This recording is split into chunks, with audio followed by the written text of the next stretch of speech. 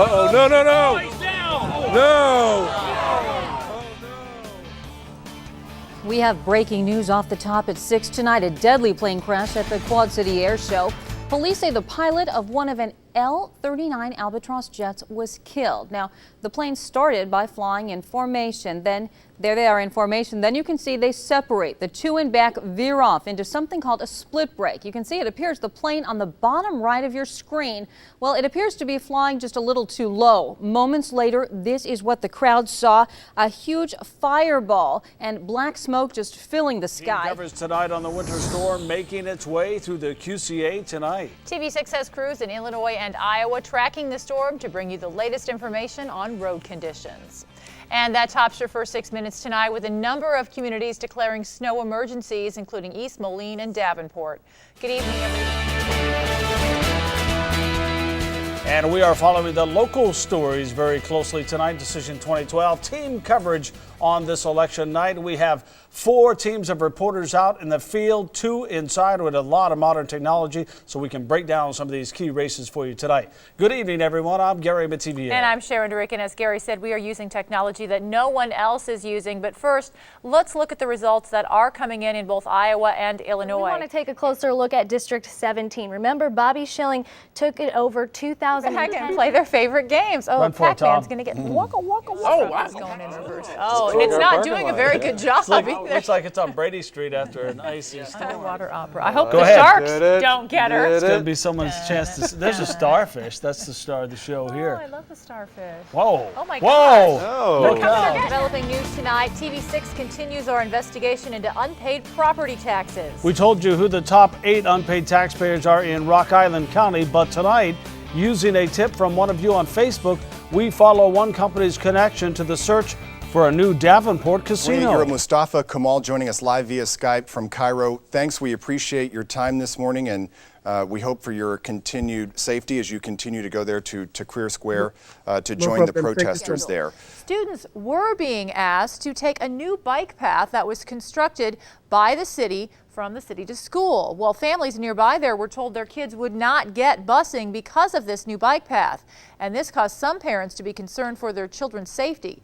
It's all because it borders on a notoriously dangerous part of town, the Miller Ridge Apartment. The welcoming home of the veterans tops your first 6 minutes tonight. Good evening, everyone. I'm Sharon DeRee. And I'm Gary Mativier. What a night here at the I present the World War II veterans and the Korean War veterans. Let's hear it.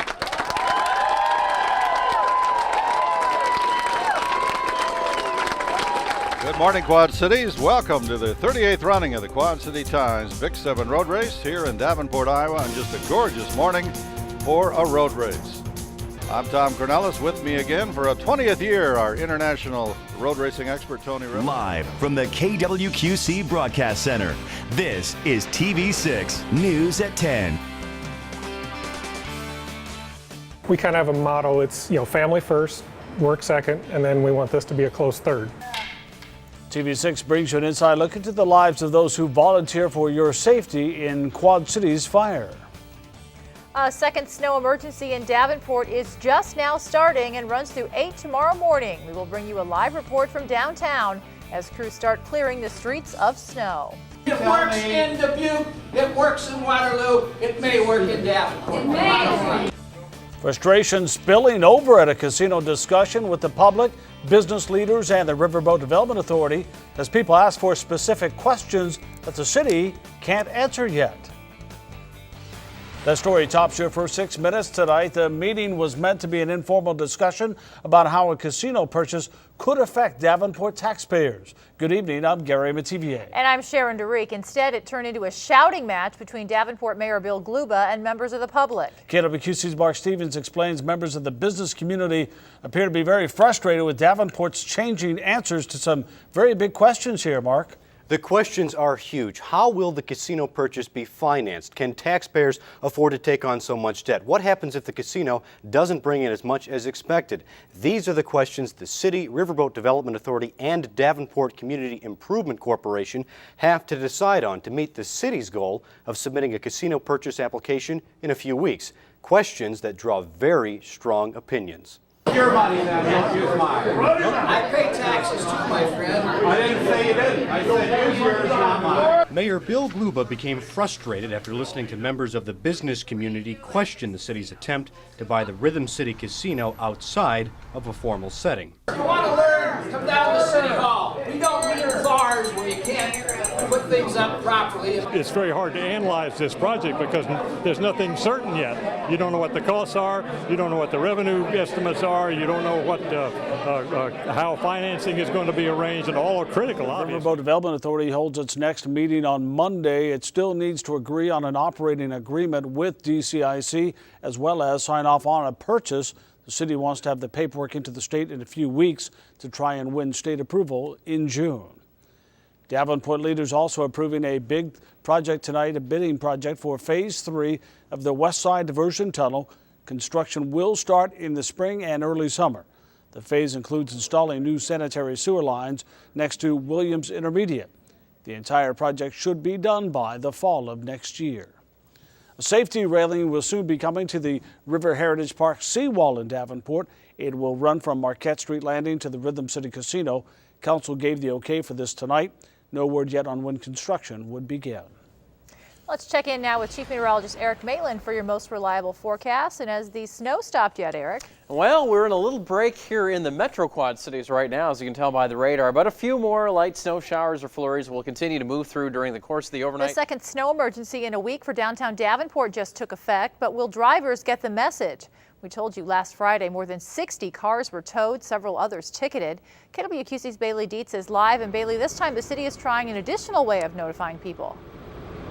Yeah, that's right, Sharon. They were planning on sending someone from the city physically door to door to the open businesses to give kind of a final heads up to let people know to move their cars from the downtown. Here's the area the snow emergency affects between 2nd and 4th Streets from Marquette to East River Drive. Again, on-street parking is prohibited in the area until 8 tomorrow morning. The winter storms are helping Mississippi River shippers. The Army Corps of Engineers and the Coast Guard are saying tonight the water level is rising, allowing shippers to carry a full load. Work was also being done to remove rocks to deepen the channel.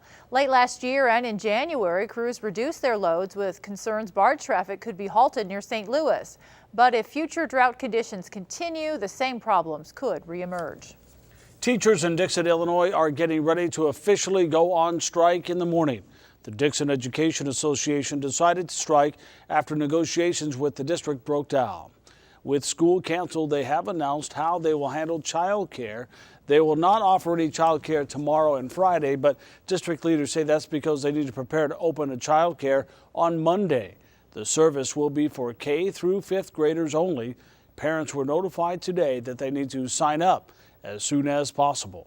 I'm just going to take the whole day off, and Monday my husband's dad's going to watch him. So, I mean, there's always friends and family that are willing to help, but that's not always the case for everyone. We are going to try to do what we can, but I'm not the teacher, and I can try my best to help them at home, but that doesn't mean that I'm going to teach it the right way. Administrators, secretaries, paraprofessionals, and other staff will watch children during the day. With the strike, the district cannot teach. Both sides are scheduled to negotiate again tomorrow evening. Meanwhile, the Rock Island Milan School District facing $2 million in budget cuts. We're being told tonight board members have selected its Tier 1 reduction plan. As a result of that, 9 teachers will be laid off. Class sizes will increase and money will come out of reserves. But if the state provides more funding, those teachers could be rehired by the end of the year. The Sterling Police Department is asking for your help tonight. They tell us there are reports people are stealing the centers of hubcaps from vehicles in the Sterling Chevrolet and Pete Harkness Auto Group lots. The incidents have happened at different times within the last month. If you have any information, you are asked to contact the police or Crime Stoppers. Sterling police believe they may have found who was responsible for a couple of ATM thefts last year. 25-year-old Robert Zays and 32-year-old Robert Lambert have been indicted for 2 counts of burglary, 1 count of possession of a stolen vehicle, 2 counts of theft, and 1 count of criminal damage to property. We reported back in May that on a forced entry into Northland Mall where an ATM was stolen, Later that same day, police say another ATM was stolen from the restaurant Eggs in Paradise. Still to come at 10, just who responds to a fire when someone calls 911. Some of those help their communities for free. We bring you Quad Cities Fire, getting to know your volunteer firefighters. And temperatures didn't move much today, 34 the high, 30 the low. That'll be the case tomorrow as well. But temperatures will get colder as we head toward the weekend. And oh yeah, by the way, there's a little more snow out there to contend with as well. Details next. You're watching Gary Mativier and Sharon DeReek. This is KWQC TV6 News at 10. Okay, that premiered in Germany tonight. In case you missed it, we want to make sure you got it. Some of it is sung underwater. Yeah, people will be able to watch the opera from land, which is good. And once the performer is submerged to sing, her voice will be recorded by a special camera and broadcast on 2 screens for the audience. She knows her voice will be changed somewhat by the water and all that gurgling sound, but she says, you know, after all, that's part of this opera. Very special effect there. Underwater opera. I hope Go the ahead. sharks don't get her. It's going to be someone's chance to. There's a starfish. That's the star of the show here. Oh, I love the starfish. Whoa. Oh my Whoa. gosh. Whoa. They're coming, they're getting us.